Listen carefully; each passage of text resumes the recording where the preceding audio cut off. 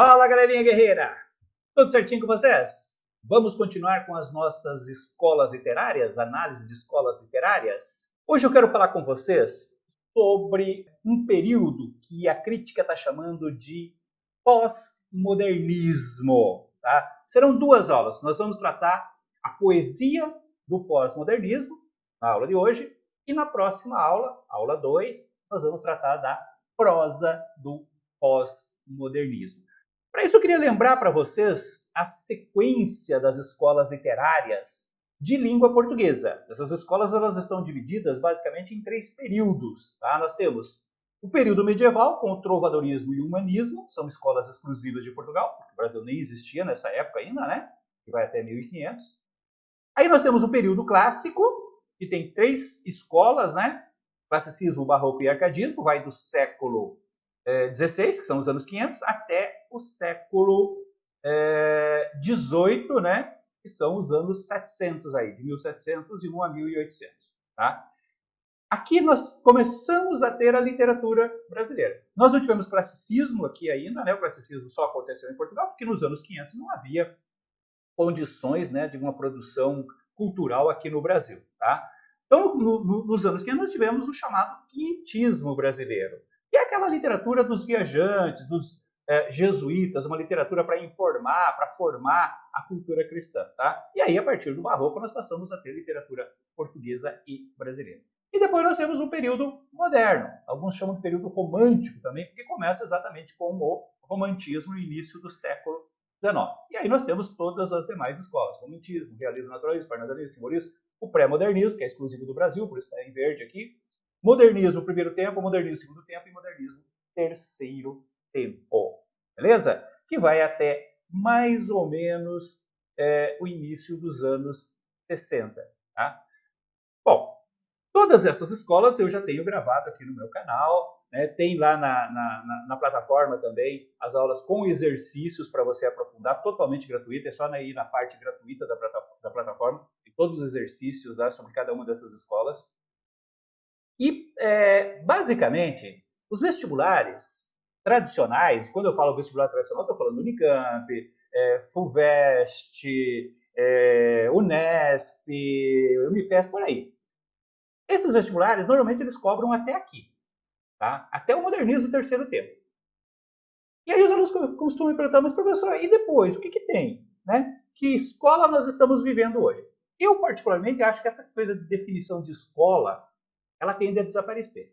Tá? É muito difícil hoje você pegar o conjunto de autores contemporâneos que está produzindo e juntá-los todos dentro de um mesmo conjunto de características temáticas e estilísticas, que é o que forma uma escola. Cada um tem o seu estilo, cada um tem a sua temática, a diversidade é muito grande, as coisas mudam muito rapidamente também. Mas tem surgido uma expressão, né? Até bem pouco tempo usava-se a expressão literatura contemporânea. Tudo que vinha depois do terceiro tempo era chamado de literatura contemporânea.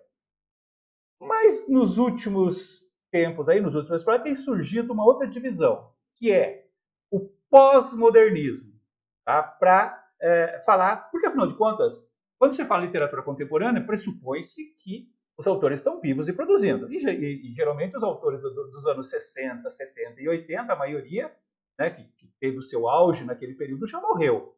Tá? Então, está surgindo essa divisão. Literatura pós-moderna, né, para se trabalhar com os autores e as obras dos anos 60, 70 e 80, e aí, a partir dos anos 90, seria a chamada literatura contemporânea.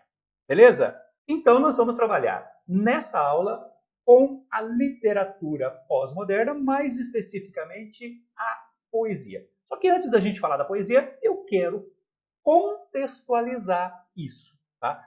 Sempre nós começamos mostrando o contexto sociocultural em que esses autores viveram, em que esses autores produziram a sua obra. Porque você sabe, né? A obra acaba sendo um reflexo dessa realidade. Então, nós estamos falando dos anos 60, 70 e 80. Nesse período, nós temos o fortalecimento do capitalismo, e podemos até falar, né, no enfraquecimento do socialismo, né, aquela dicotomia Estados Unidos e União Soviética, que travaram ali a chamada Guerra Fria. Com o transcorrer aí dessas décadas, os Estados Unidos vai se consolidando e a União Soviética vai perdendo força, tanto que você vai ter a queda do muro lá, né, no início dos anos 80 ali. Mas aqui no Brasil nós temos um acontecimento muito mais importante que vai marcar muito a produção artística desse período. Não apenas na literatura, na música, em todas as demais artes aí. A ditadura militar. Tá?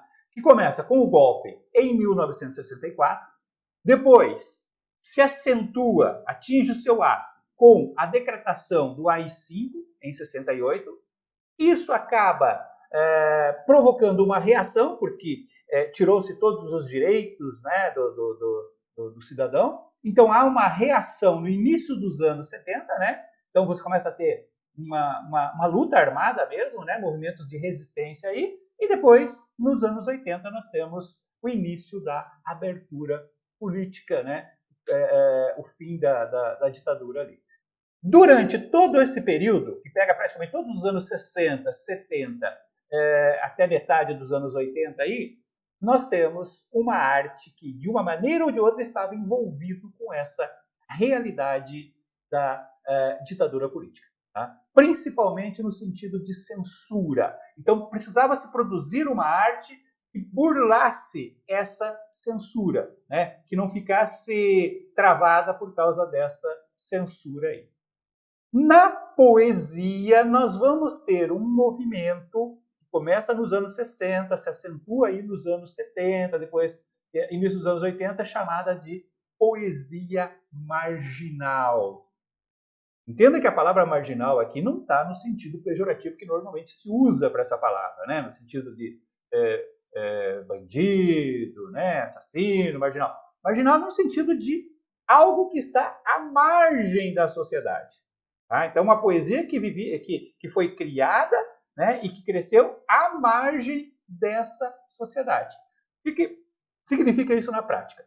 Você tinha uma arte que era produzida dentro, né, dos padrões comerciais da época. Então, você tinha o livro passando por uma editora, depois passando por uma distribuidora, depois passando por uma livraria para chegar nos leitores. E, obviamente, que isso estava sujeito às regras impostas pela ditadura. Então, você tinha principalmente a censura. Nos anos 60, surgiu um grupo de jovens poetas que começaram a produzir uma poesia artesanal. Tá? O que significa isso? Eles mesmos, eles não apenas escreviam os poemas, mas eles também imprimiam, produziam os seus livros e vendiam, comercializavam esses livros. Tá? Então eles eram responsáveis por tudo, né? Não só por escrever, por criar a arte, mas também por produzir e por distribuir essa arte de uma maneira periférica. Tá? Essa geração aí era conhecida como geração mimeógrafa, porque nessa época você não tinha ainda o Xerox, né, a impressora laser e tal. Então, normalmente eram textos que eram reproduzidos através do chamado mimeógrafo. Né? Tinha uma matriz, né, e usando aquele rolo, né, embebido ali com uma espuma embebida em álcool, e ia reproduzindo os textos. Depois eles recortavam, montavam seus livrinhos, né, desenhavam as próprias capas, grampeavam ali e iam distribuir isso nas portas dos cinemas, dos teatros, né, dos espetáculos lá. E isso burlava a censura. Tá? Então era uma forma que eles tinham também, eles não estavam sujeitos a essa censura porque eles não passavam pelos meios tradicionais. Trata-se de uma poesia bastante fragmentada e bastante espontânea. É uma poesia que brota espontaneamente, né? Aquela coisa assim da exposição do que está sentindo naquele momento, que o poeta está sentindo naquele momento, então ele transforma em poesia, e muito fragmentada. Quer dizer, não é aquela poesia que tem uma certa linearidade, uma certa organização lógica na sua produção ali. É uma espécie de apreensão mais irracional do cotidiano. Vamos lembrar, gente, que esse é um período marcado por uma postura muito rebelde, por uma postura muito de liberdade, né? No aspecto da vida individual das pessoas, da vida coletiva, da sexualidade, né?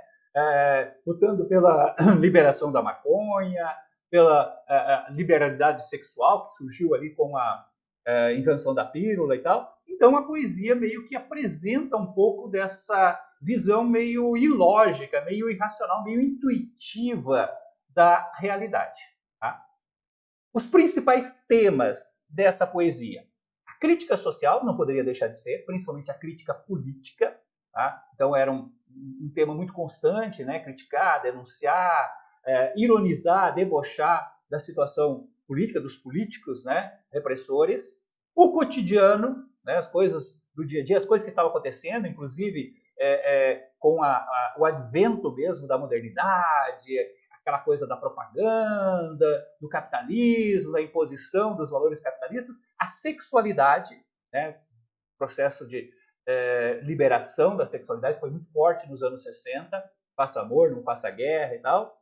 A chamada contracultura, que aparece muito na música também e outras manifestações artísticas, que é basicamente uma oposição ao moralismo social. Então, eram jovens artistas, jovens poetas, que tinham atitudes que chocavam a moralidade, os bons costumes, né? E muitas vezes faziam isso de maneira proposital para criar esse movimento contracultural, né? Esse movimento de enfrentamento, e promove uma abordagem universal de cotidiano, de fatos do cotidiano local.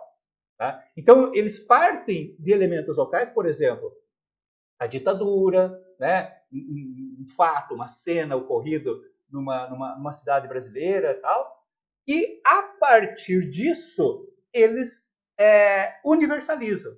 Né? Então, dão uma visão mais universal, um questionamento, né? Uma abordagem mais universal. É isso que a gente fala de abordagem universal do cotidiano local.